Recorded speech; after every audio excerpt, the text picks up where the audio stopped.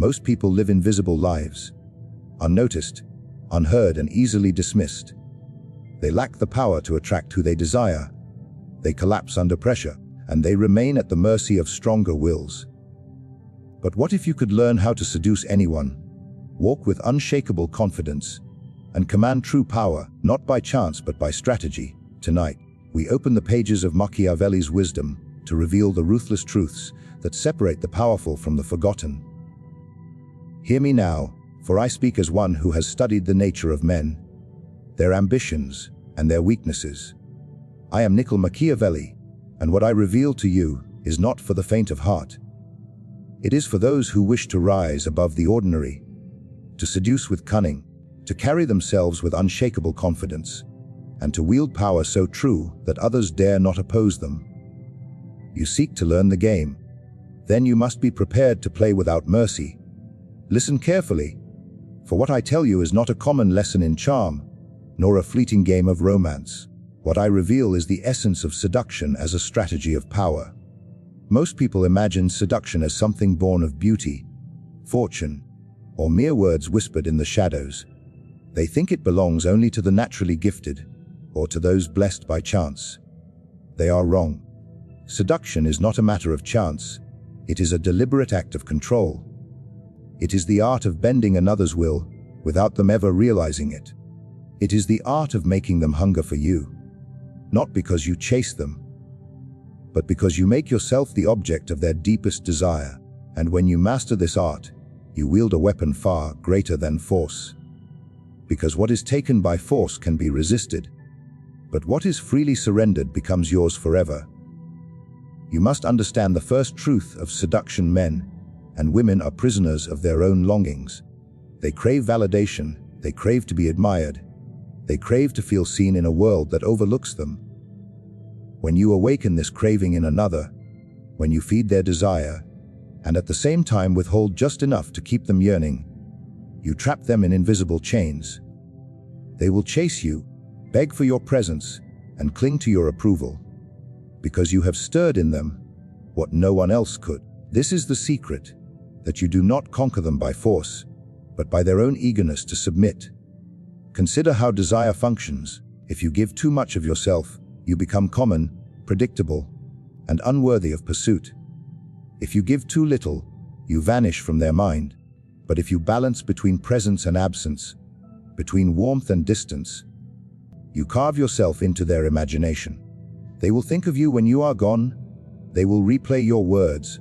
They will wonder what you mean, and they will ache for more. This tension, this careful dance, is what separates the master of seduction from the fool who relies only on looks or fortune.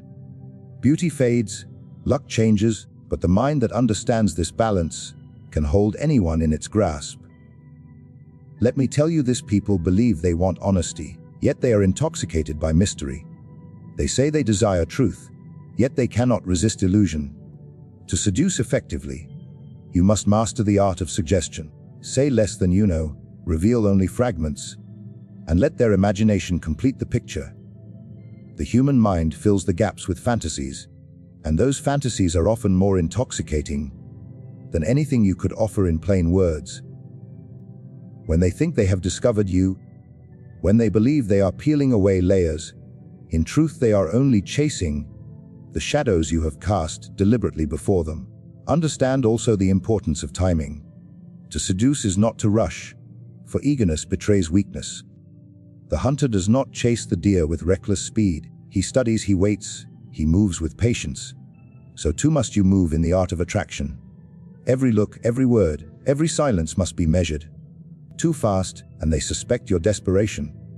Too slow, and they lose interest. Seduction, like war, is won by knowing when to advance and when to hold position. Never forget the role of scarcity. That which is abundant loses its value, but what is rare, what is hard to obtain, grows precious. If you are always available, always eager, you will be treated as a commodity, useful for a moment, but soon discarded. But if you control your presence, if you give yourself like a rare treasure, you increase your worth in their eyes. They will seek you, they will compete for your attention, and they will fear losing you. The human heart clings not to what is easily held, but to what is at risk of being lost. Seduction is not only about physical desire. The greatest seducers do not merely arouse the body, they intoxicate the mind. They make others feel important, admired, and understood. You must look into their soul and reflect back the version of themselves they wish to believe in. If they see in your eyes the greatness they long for, they will attach themselves to you. They will think it is love. They will think it is admiration, but it is simply the echo of their own vanity mirrored back to them. Use this well, for few resist the pull of their own reflection. And remember, seduction is not a one-time conquest. It is a continuous performance, a delicate balance of feeding desire and withholding fulfillment. Too much satisfaction kills the hunger. Too little kills the interest. The master knows how to keep the fire alive, not by drowning it in fuel, but by feeding it small, steady sparks.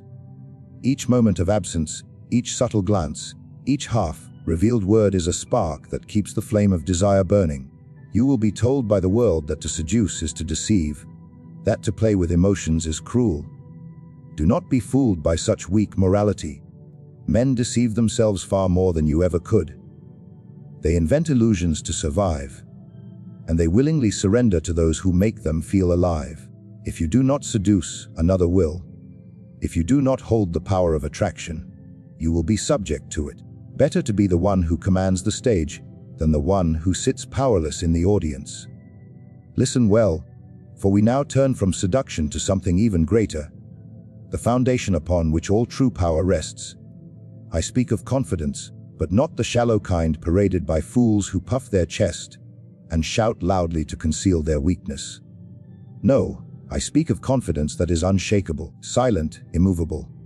A confidence that does not need to be announced, because it is felt the moment you enter a room.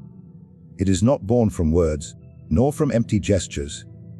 It is forged in the crucible of discipline and mastery. To carry such confidence is to become untouchable, for the man who cannot be rattled cannot be ruled. Many imagine confidence as a mask one can put on, a trick of posture or tone of voice, as if true strength can be faked. But a mask always slips. If you build your confidence on lies, if you rely only on surface displays, the world will tear you apart at the first test. Real confidence is not an illusion. It is the recognition of your own power, built piece by piece through preparation, knowledge, and self-command. It comes not from shouting, but from knowing you cannot be shaken. It is the calm of a soldier who has faced battle before, the stillness of a leader who has mastered himself long before he commands others. Ask yourself, why do most people tremble? Why do their voices falter? Why do their hands shake? Why do they shrink under pressure? It is because they know, deep down, that they are unprepared. They fear exposure because their weakness is real. They fear judgment because their life has been built on fragile foundations. But the man who has trained, the man who has disciplined himself, the man who has faced hardship and endured, it is he who walks through storms unshaken. Confidence is not arrogance, it is certainty. It is the certainty that no matter the challenge, you will endure because you have already faced the trials others run from. Understand this: confidence cannot be borrowed from wealth, nor from titles, nor from temporary applause. These are fragile ornaments, stripped away in an instant. The king who rules but has never mastered himself is terrified when the crown is removed. But the man whose strength lies within, who has built unshakable habits, who has sharpened his mind and tempered his will, he remains king wherever he stands, crown or no crown. This is the difference between false power and true confidence. False power collapses when the world changes. True confidence stands eternal because it comes from within. Consider how the world perceives the confident man. He does not need to beg for attention. Others are drawn to him as if by unseen gravity. His silence carries more weight than another man's speech. His calm, in moments of chaos, spreads through those around him, and they instinctively look to him for direction. This is why confidence is inseparable from power. It is the invisible crown that compels others to follow. When you walk with certainty, people assume you know the path. When you carry yourself with discipline, people believe in your strength. Thus, confidence not only protects you, it multiplies your influence. But let us not confuse confidence with recklessness. The fool believes himself invincible because he refuses to see his weakness. That is not confidence, that is ignorance. True confidence is built by acknowledging your flaws and then eliminating them through effort. It is the product of self-awareness, of facing your own fears, of sharpening your skills until they can no longer be questioned. To become unshakable, you must first stand naked before yourself, strip away excuses, and confront every weakness. Only then, once you have disciplined your body, honed your craft, and mastered your mind, can you walk without fear. You must also learn that confidence is not noise. It is not the man who boasts the loudest, nor the one who demands attention. That is the sign of insecurity dressed as bravado. Real confidence does not need to be broadcast. It radiates silently, like fire beneath steel. When you truly know your worth, you have no need to shout. The world feels it in your gaze, in your stillness, in the weight of your presence. And when you choose to speak, your words carry the authority of one who does not need approval because his strength is self-sufficient. Imagine entering a room where all eyes turn to you, not because you force them, but because you embody the calm others lack. Imagine standing before adversaries who attempt to shake you, and their words fall uselessly against your unyielding will. Imagine pursuing your desires, not with desperation, but with quiet certainty, knowing that rejection cannot wound you and obstacles cannot break you. This is what it means to carry true confidence. Not arrogance, not performance, but a shield no man can pierce. The path to such strength is long, but it is clear. Every day you choose discipline over weakness. Every hour you sharpen your craft. Every trial you endure without surrender. These are the bricks from which confidence is built. There are no shortcuts, no masks, no borrowed crowns. There is only the work of preparation, the sharpening of mind and body, and the steady rise of a man who becomes his own foundation. And once you build this fortress within, no enemy, no critic, no failure can topple it. Now that you understand seduction as a weapon and confidence as a fortress, let us move to the essence of command itself, the mastery of influence. To hold influence over others is to hold the very threads of their thoughts, their fears, their desires, and to weave those threads into a design that serves your will. Power does not belong to the strongest arm, nor the loudest voice. Power belongs to the one who can shape perception, to the one who can make men believe what he desires them to believe. Influence is the subtle art of making others act as you wish, while they imagine it is by their own choosing. Look around you. Most men stumble blindly through life, persuaded by illusions, guided by stories, moved by promises that may never be kept. They believe what they want to believe, not what is true. And here lies your opportunity. For if you know how to control the illusions men cling to, you can lead them as easily as a shepherd leads sheep. The world is built not upon reality, but upon perception, and perception belongs to the man who knows how to craft it. Influence requires masks.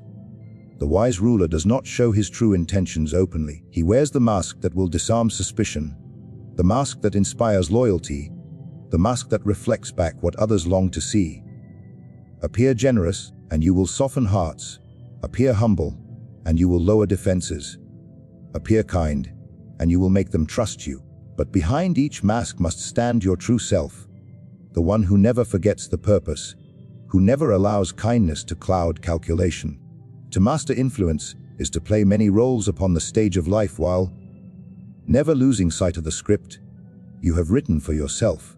Consider how men can be bound without chains. Praise them, and they will crave your approval.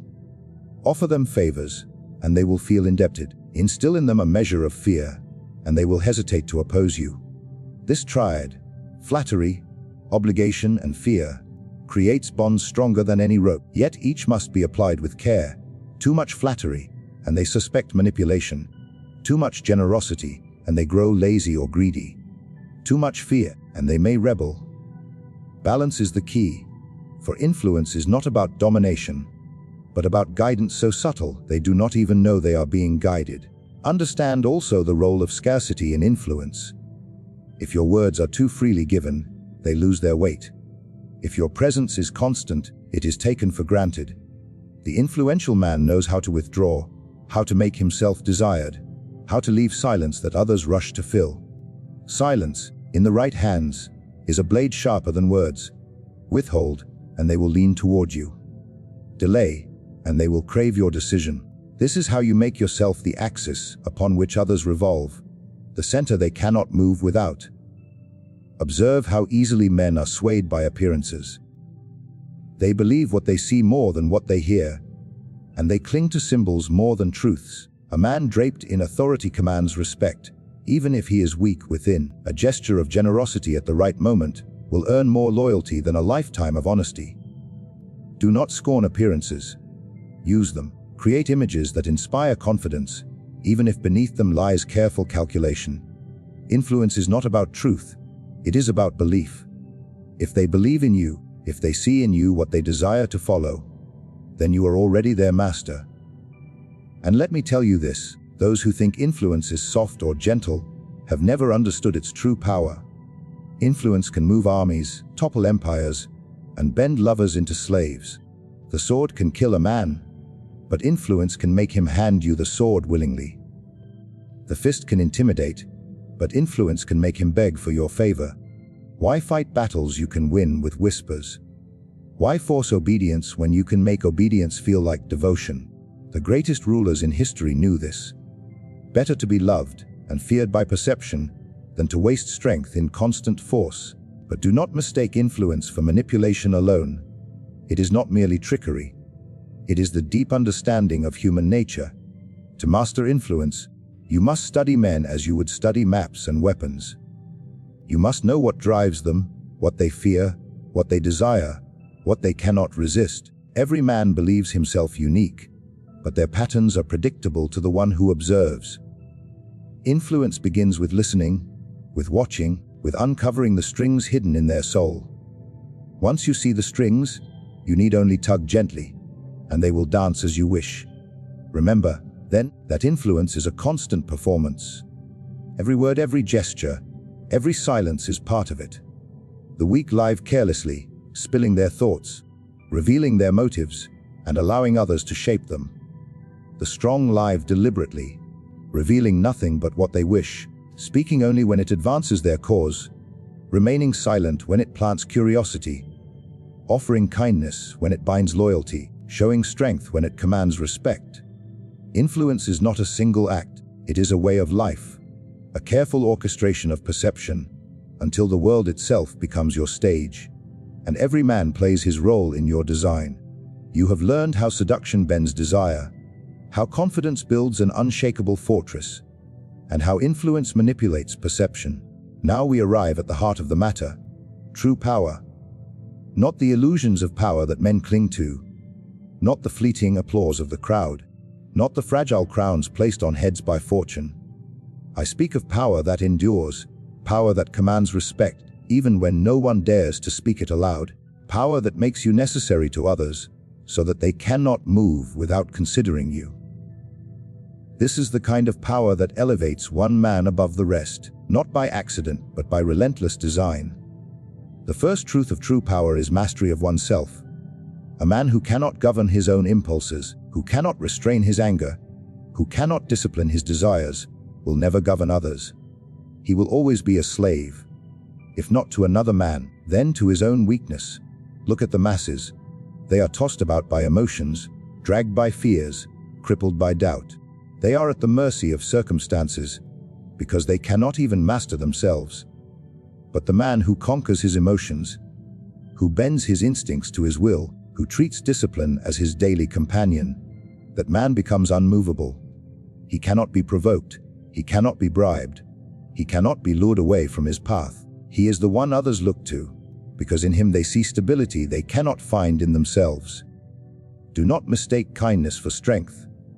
To be powerful, you must sometimes wear the mask of kindness, but your heart must be governed by strategy, not sentiment. The weak confuse pity with virtue. They believe sparing others makes them noble. But what does it profit a man to show endless kindness if it leaves him powerless, vulnerable, and forgotten? True power comes when kindness is used deliberately, when mercy strengthens your position, when generosity binds others to you, but never allow it to weaken your grip. The world respects strength more than it admires compassion. Let your power be unquestionable, and then, if you choose to grant mercy, it will be seen as a gift, not as weakness. Respect is the currency of power, and it cannot be begged for. It must be commanded. When you walk into a room, your presence must carry weight before you speak a single word. This is achieved not by arrogance, but by discipline in every action. Speak less than others, observe more than others, and when you act, let your actions be deliberate, purposeful, and decisive. Men do not respect those who chase approval. They respect those who seem to need nothing. To be truly powerful, you must project the aura that you are complete, self-sufficient, untouchable. People are drawn to what they cannot shake, and they obey what they cannot weaken. Another pillar of true power is necessity. If you wish to be powerful, you must make yourself essential, the ruler who cannot be replaced, the advisor who holds knowledge no one else possesses, the ally who controls resources others depend on. Such men cannot be ignored. As long as others need you, they will tolerate your dominance, forgive your ruthlessness, and bow to your authority. But the man who is easily replaced will always be disposable, no matter his talents. Therefore, find ways to make yourself central to the ambitions of others. Control what they desire, and you control them. Power is not seized in a single stroke. It is built brick by brick, through careful positioning, through patience, through small victories that accumulate into undeniable dominance. The foolish chase dramatic triumphs, only to collapse after a single misstep. The wise build power slowly, silently, until one day they stand so tall that others realize too late how unassailable they have become. You must think always of the long game. A single triumph may bring applause, but enduring power is won by patience, strategy, and constant vigilance.